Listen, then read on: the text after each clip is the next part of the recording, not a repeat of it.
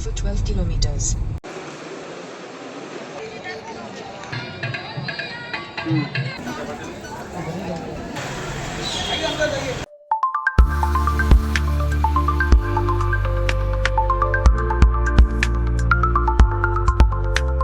Hello friends, हो रही है शाम और हम निकल पड़े हैं कहाँ? वहाँ जहाँ सबका जाना सपना होता है। जी हाँ, हम जा रहे हैं बनारस। दोस्तों, रात का सफ़र आसानी से कट जाए, नींद ना आए, क्योंकि को ड्राइवर सीट पर कोई बैठा हो तो जो गाड़ी ड्राइव कर रहा होता है उसे भी नींद आने लगती है। तो यहाँ पे इसीलिए हमने कहानियाँ लगा दी हैं, जो कि रोचक कहानियाँ होने के साथ साथ नींद भी आने नहीं देती, क्योंकि इंटरेस्टिंग रहती हैं। तो ऐसा लगता है आगे क्या होने वाला है, जिसके चक्कर में नींद नहीं आती है। तो आप ये ट्राई कर सकते हो रात के ट्रैवल में, पक्का कुछ नहीं होना। तो दोस्तों, बनारस के लिए हम निकल गए थे शाम 5:30 बजे रुद्रपुर से, और पहुंच जाते हैं फिर प्रयागराज। प्रयागराज पहुंचते ही आती है नींद, क्योंकि रात हो रही होती है, रात के 2 बजे। तो फिर हमको रात की क्लिप नहीं सूट की है, और फिर हम पहुंचते हैं बनारस के लिए निकल जाते हैं। बनारस पहुंचते ही थोड़ी इनकी तबीयत ठीक नहीं थी, सर्वाइकल पेन की थी दिक्कत। तो पहले हम हॉस्पिटल गए और फिर इनको इंजेक्शन वगैरह दिलाया, फिर निकल जाते हैं हम दर्शन। आ गए हैं काशी विश्वनाथ। क्या क्या है यहाँ पे फिर? जैसे हम काशी तो विश्वनाथ मंदिर पहुँचे हैं काशी और बस विश्वनाथ हो गया। दर्शन के लिए निकल गए हैं। तो सबसे पहले हम सोच रहे हैं गंगा आरती के लिए। हाँ, चलिए देखते हैं पहले क्या होता है, गंगा आरती या बाबा के दर्शन। आपको बताना चाहूँगी कि जैसे ही हम बनारस पहुँचते हैं तो शाम का दर्शन है ये। तो सबसे पहले हम जाते हैं गंगा घाट। यहाँ पे हमें बोटिंग करनी है, इसलिए हम पहले यहाँ आए हुए हैं। तेलियाना घाट। गंगा घाट।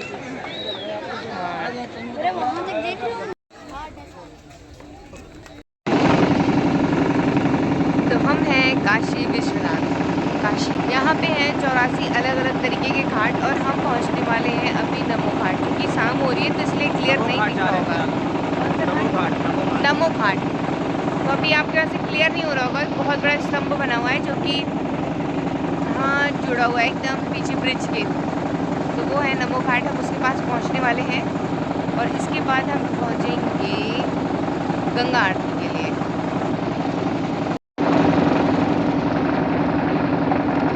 तो ये है नमो घाट, जहाँ पे हाथ की आकृति बनी हुई है, जुड़ी हुई।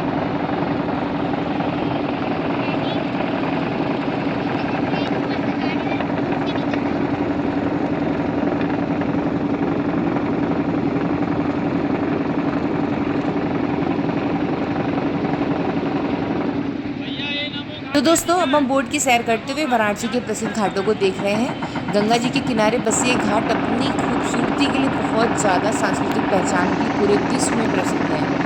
सामने जो दिखाई दे रहा है, ये सारे घाट 84 घाटों में आते हैं, जिसे वाराणसी के सबसे प्राचीन घाटों और पवित्र घाटों में से माना जाता है। मान्यता है कि अगर हम बनारस आते हैं तो हमें यहाँ की आरती और घाटों के दर्शन जरूर करने चाहिए, बहुत ही अच्छा होता है।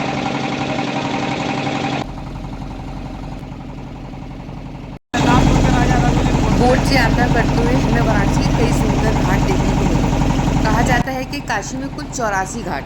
सामने दिखाई दे रहा है मणिकर्णिका घाट, जिसे वाराणसी के सबसे प्राचीन और पवित्र घाटों में से एक माना जाता है। मान्यता है कि यहाँ अंतिम संस्कार होने पर मोक्ष की प्राप्ति होती है। तो बोट से यात्रा करते हुए हमें वाराणसी के कई सुंदर घाट देखने को मिलेंगे। तो हर घाट की अपनी अलग कहानी है। नाव में बैठे बैठे हमने यहाँ पे ये जो आपको दिख रहा है, ये काशी विश्वनाथ का कॉरिडोर है, जो कि ये गंगा नदी की तरफ भी है। तो हमने काफ़ी सारे घाट देखे, बहुत ही मज़ा आया सच में, मतलब आत्मा तृप्त हो गई दर्शन करके और सारी चीज़ों के बारे में जान करके। तो ये अभी आरती चल रही है, शाम की गंगा आरती हो रही है कॉरिडोर पे और कई जगहों पे। तो मैं अभी आपको 80 घाट भी लेके चलूँगी। तो दोस्तों, यहाँ पर बैठे बैठे ना बहुत सारे कीड़े लग रहे थे, मतलब गर्म की वजह से, जैसा भी लोग कहते हैं कि कीड़े लग रहे थे, और जिनकी वजह से थोड़ा सा हम परेशान हो रहे थे। बट यहाँ पे जो आरती हो रही है काशी विश्वनाथ के कॉरिडोर के बाहर गंगा जी की तरफ, तो बहुत ही सुंदर था, काफ़ी भीड़ थी। तो यहाँ पे हर घाट पर आरती ही चल रही थी। तो जो भी हम यहाँ नाव से बैठे हुए थे, सभी घाटों की आरतियाँ देखी हैं, जहाँ जहाँ पे आरतियाँ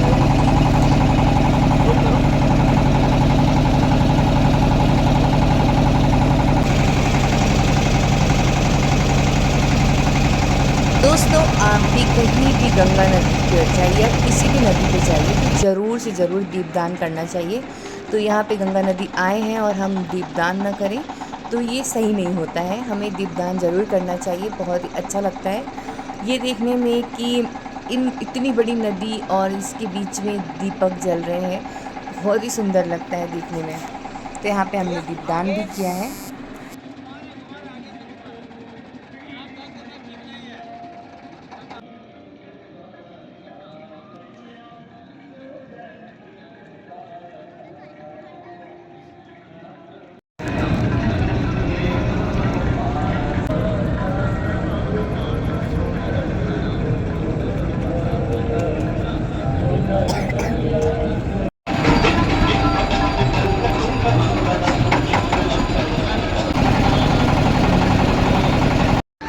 हम बोट से उतर के जा रहे हैं गौरी केदारेश्वर।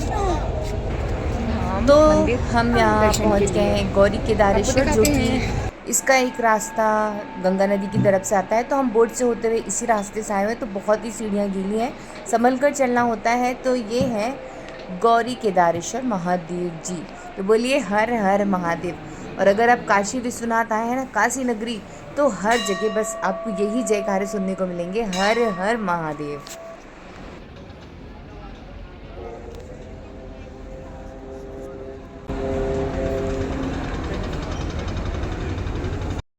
यहाँ पे हम अब बैठ गए हैं कॉरिडोर के पास, बोटिंग करने। दर्शन करने जाएंगे।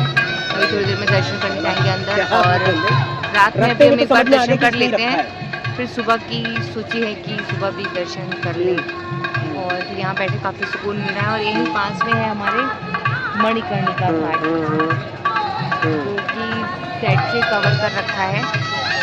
और हम यहाँ बैठ के थोड़ा सुकून मिले खुद को और शांति पीछे देख सकते हैं, यहाँ से हुई थी गंगा आरती। तो ये जो मंदिर स्थल है, तो मंदिर स्थल का गंगा नदी की तरफ का जो रास्ता है मंदिर में प्रवेश करने का, हम उसी तरफ बैठे हुए हैं कॉरिडोर के बाहर सीढ़ियों पर।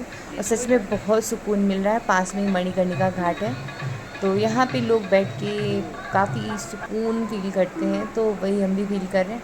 और ये रहा बराबर में जो घाट बहुत ही प्राचीन है, मणिकर्णिका घाट। मोक्ष की प्राप्ति मिलती है यहाँ पर, तो अच्छा लग रहा है शाम के समय।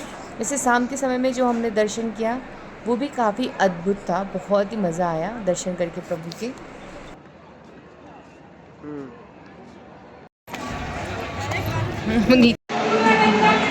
जा रहे हैं कॉरिडोर से होते हुए मंदिर के अंदर। पहले कॉरिडोर नहीं बना था ना, कॉरिडोर नहीं था ना पहले। मानो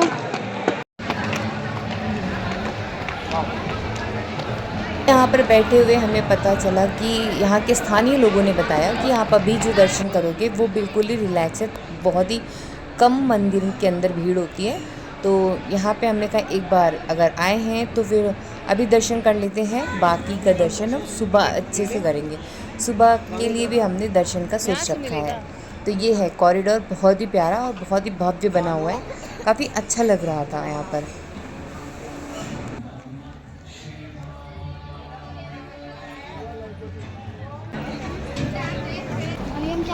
हम दर्शन के लिए आगे बढ़ते जा रहे हैं। ये है हमारा तीसरा ज्योतिर्लिंग। तीसरा ज्योतिर्लिंग, हाँ, क्योंकि उज्जैन में ही 2 हो गए ना, MP में। ओंकारेश्वर, महाकालेश्वर, ओंकारेश्वर, ममलेश्वर हो चुका। अब हमारा बाबा विश्वनाथ। बाबा विश्वनाथ के दर्शन हो गए बहुत आसानी से। और आपको पीछे दिख रहा होगा मंदिर का शिखर, जो कि मोस्टली वीडियोस और फोटोज़ में लोग दिखाते हैं। तो हम यहीं पे हैं और अब बस निकल रहे हैं, क्योंकि बाबा की शयन आरती होने वाली है। और फिर हम मिलते हैं सुबह नहीं, अभी चलते हैं कुछ खाने पीने के लिए, फिर वहाँ मिलते हैं आपसे। ओके, स्पेशल नहीं खाने वाले हैं, तो ऑलवेज स्पेशल जगह पे। डैडी को हो रखा है सर्वाइकल पेन बहुत ज़्यादा, और उनको इंजेक्शन भी लगी, बट रिलीफ नहीं मिल रहा है। तो दोस्तों, मैं आपको खाने पीने वाली वीडियो क्लिप नहीं दिखा पाई, और हम निकल गए हैं, हो गई है सुबह, दोबारा से बाबा के दर्शन के लिए।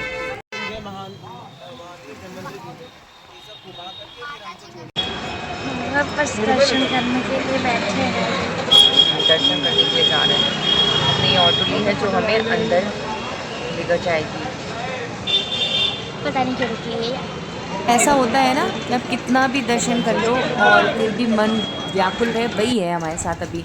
हमें बस ऐसा लग रहा है पर जल्दी से वापस से हमें फिर से बाबा के दर्शन मिल जाएं। तो हम आ गए हैं सुबह कॉरिडोर के अंदर और फिर से जा रहे हैं बाबा के दर्शन को।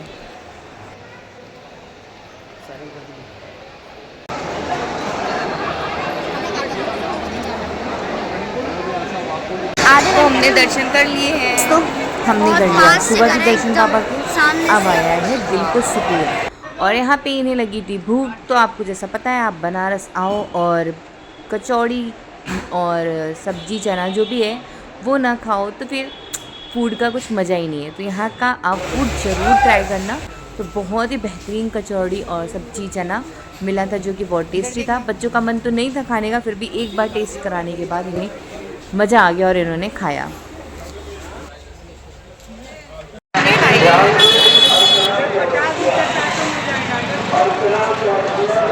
दर्शन के बाद कचौड़ी खाने के बाद अब हम रिक्शा लेके जा रहे हैं। अच्छी थी कचौड़ी। कहाँ कचौड़ी? अच्छी थी कचौड़ी। मुझे लगा कह रहे श्री कचौड़ी। काफ़ी भीड़ के साथ दर्शन पर हमने सुबह की टिकट ले लिए थे। तो दोस्तों हम आ गए हैं गणेश मंदिर जो कि बहुत प्रसिद्ध है, ढूंढीराज। ढूंढी विनायक गणेश भी कहा जाता है इन्हें।